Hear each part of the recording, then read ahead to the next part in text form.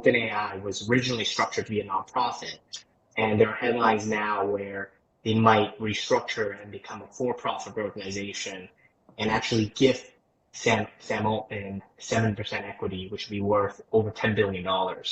And I think a lot of the internet is in uproar, especially Elon Musk. China has finally done both some monetary policy in terms of cutting rates, and also it looks like they're trying to do some fiscal stimulus. Maybe to provide some context, which might be interesting for people who also hold Chinese stocks or Chinese currency.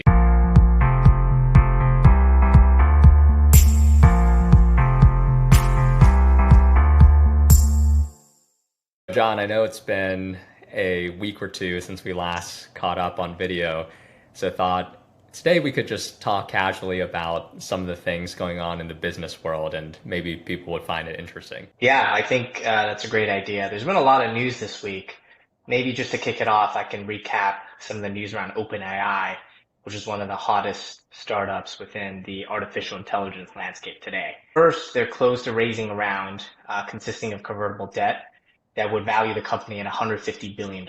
That's a staggering number considering the company's generating revenue, but they're not generating that much revenue, right? It's still under 5 billion. So the market is clearly baking in a lot of growth for the company on the fact that the company will eventually be very profitable and very cash generative. That's a fair valuation, or it's overvalued? Yeah, it's hard to know. Obviously, in our channel, we don't give investment advice. I would say that generally speaking, for a company like this, people would look at the future growth prospects, right? You can't really value a company like this on earnings or on operating income because there's just not that much of it. I think you have to believe in the long term and the growth trajectory in order to believe in a valuation like 150 billion. So it's hard to say. We could still be early in this artificial intelligence investing cycle, but I think there's still a long way to go.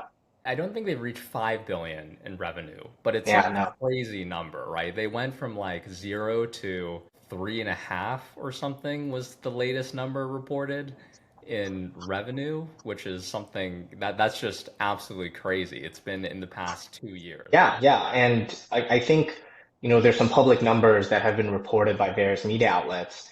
And again, this is the company's projections. The company expects 5 billion of losses this year on 3.7 billion of revenue. And they expect revenue can basically triple next year.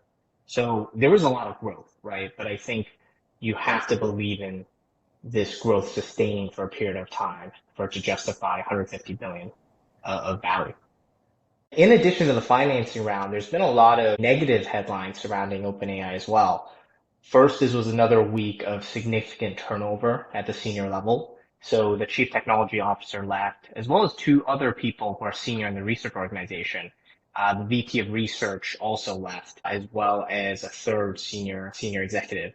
So there continues to be a lot of turnover, and actually Sam Altman is the only co-founder left in the organization. So I think outsiders are a little bit concerned at the level of turnover and why there is so much turnover. In addition to that, as many people know, OpenAI was originally structured to be a nonprofit, and there are headlines now where they might restructure and become a for-profit organization and actually gift Sam Altman 7% equity, which would be worth over $10 billion. And I think a lot of the internet is in uproar, especially Elon Musk. Elon Musk, as you know, is one of the early funders of the organization, so he's very upset at Sam Altman getting gifted this valuable stake. For what it's worth, Sam has seemingly talked this down. He said that these rumors were ludicrous, but at this point, all we have are media reports, and it's hard to know exactly what's going on in the organization. But I mean, they're still continuing to innovate, right? They're still releasing new models. There's still a lot of capital and a lot of innovation happening, but certainly this week was a very interesting week in terms of headlines. Yeah. For folks who don't know, Sam Altman's the CEO of OpenAI. He was previously the head of a startup incubator called Y Combinator. Do you remember when he was in front of Congress, right? And when he said that he has no equity in OpenAI, Yeah. was doing it for fun. Yeah, he does it because he loves it. But I mean, we'll see. Again, these are just media reports, right? So Yeah. nobody knows exactly what's going to happen, and it's a little bit hard speculating. Yeah. Well, we were talking about the other day that Elon Musk kind of got screwed in this situation. Yeah, absolutely. Yeah, yeah. I mean, he clearly putting capital in the organization with the impression that it's a nonprofit organization. There's an ongoing lawsuit between Elon and OpenAI. Yeah. We'll have to see what ends up happening from that. Because he put in 50 million, I think, Yeah, or something something. like that in the early days. Yeah, Yeah. yeah, And has no equity in the company now. yeah, yeah. Exactly. Do you want to spend a few minutes talking about China? That was obviously the other big headline this week. Yeah, sure. Let me pull up some of the numbers on this because it's been such a big mover this week. I think a lot of people probably saw Chinese stocks had a good week this week. And for a long time now, people have been saying Chinese stocks are cheap because they're single digit PE ratios, even though the tech companies are still growing pretty quick. But as people who have invested internationally know, cheap can be in existence for a very long time. Japan has been cheap for 20 years on the basis of PE ratios, for example. This week, China has finally done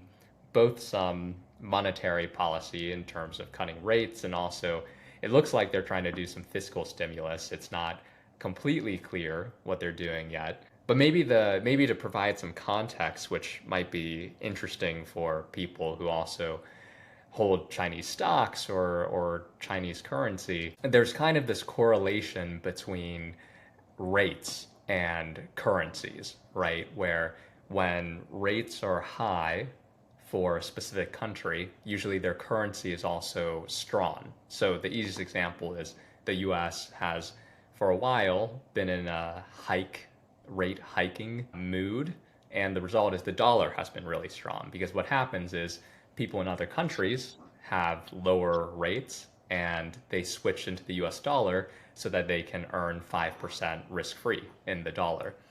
So the downside for other countries when the US is hiking rates is it makes it hard for them to cut rates, especially China, which has been going through a pretty tough economic time with COVID and the shutdowns. Ideally, they probably would have done stimulus earlier and cut rates earlier to add some fuel to the economy.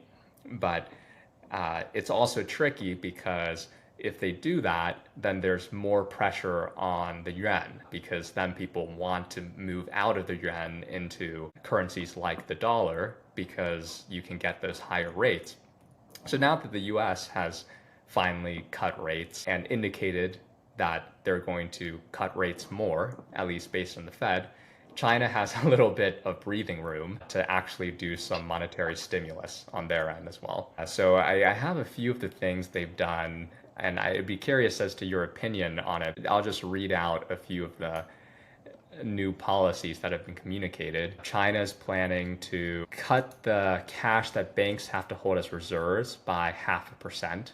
So that's going to allow banks to lend an additional 1 trillion yuan. They're going to cut the short-term rate that China's central bank pays local banks for depositing with them by 0.2%. They're cutting mortgage rates by 0.5%, and they're going to decrease the down payment for second-time home buyers from 25 to 15%. And they're also going to create a 500 billion yuan facility to provide liquidity to brokers to buy stocks. So this seems pretty aggressive. What do you think, though? What are your thoughts, John? Yeah, it's always tricky to opine, especially on international markets. And I would say that in terms of what China's able to do, this is obviously a start, right? And there's a lot of levers that the central government can't pull. The market reaction is in a way the reaction to these policies that have already been instituted, but also what's to come. There's a Politburo meeting in October where they plan to discuss this further. There's obviously two camps in the world, right? The first camp is uh, this is very tricky. It's a very tricky situation because, again, China is going through this deflationary environment. There's a lot of issues with the economy, especially with respect to the real estate market, and industrial activity is slowing down. So these are very, very complicated problems to solve. On the other hand, you can think of this as the central government really indicating that they're willing to try and solve the problem and almost solve the problem at any cost, right? So it depends on what your view of the world is and whether or not you think that these significant problems in the economy can be solved by stimulus. I think one really interesting view is David Tepper, who is a very famous investor, who's the founder of Appaloosa, which is a well-respected fund. He was on TV recently saying everyone should buy everything in China, buy futures, buy ETFs, buy everything. Now take that with a little bit of a grain of salt, right? Because Alibaba is his biggest position right now, and he's clearly trying to pitch his own book. So whenever you see these experts talk about what you should do, you should also remember that they're incentivized to pitch their own book, so to speak, which is to do things that are beneficial and help them make money, right? So you always need to take a balanced viewpoint. But clearly the market response has been positive, and I think it's a reaction to all of the policies that have been announced, but also the things that the market is anticipating that's going to happen from here. Yeah, it's an interesting one. I think part of the tricky part is, in general, stock ownership in China is not as high as the US. I mean, you could view it both ways. That could mean, maybe this actually encourages more local buying of stocks. Mm-hmm. But the flip side is, in some ways, when the US has cut rates and run stimulus, for example, COVID, the US is a very consumption-based culture. Yeah. Everyone went out and bought. You saw it in the inflation, right? Yeah. Everyone Yeah. went It's out and true. Yeah. bought stuff. China's a little bit less like that. Like, I don't know if adding leverage to the system means, I mean, maybe it will achieve its goal because maybe people will invest more. But I don't, in terms of consumption, I don't know if it will have as much of an impact, at least as it is today. Let's see. Yeah, and you saw that the local governments and provincial governments have been giving out these consumption vouchers, right? And it's small in dollar amount, but it is a step in the right direction in terms of driving consumption.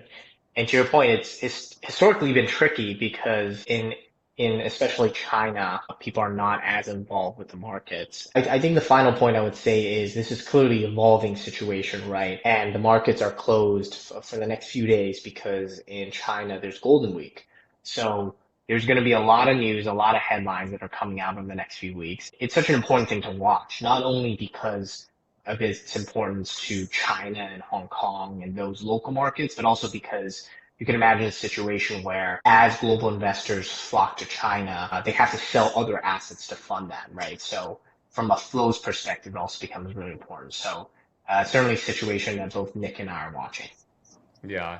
I read somewhere that most mutual fund managers are strongly underweight China right now versus other global equities. I guess the flip side to flows moving from, for example, US stocks to China is this also helps de-risk what I personally was kind of worried about, one of the global risks right now in terms of China potentially entering a more severe recession. And I think at this point, it's big enough of an economy to actually pull down, at the very least, Asia with it if there was a larger recession, and possibly the US. I'm not too sure if it's of that scale yet.